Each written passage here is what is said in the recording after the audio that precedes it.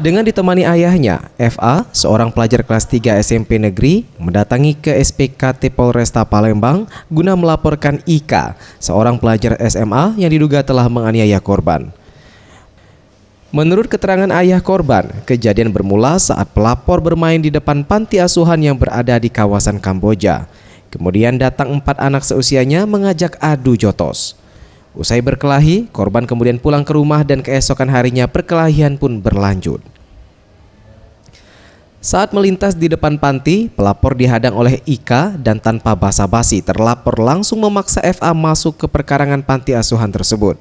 Diketahui Ika merupakan saudara dari salah satu anak-anak yang sempat mengeroyok FA. Dengan berbalut emosi, terlapor langsung memukul korban sehingga membuat pendarahan di sekitar bibir korban.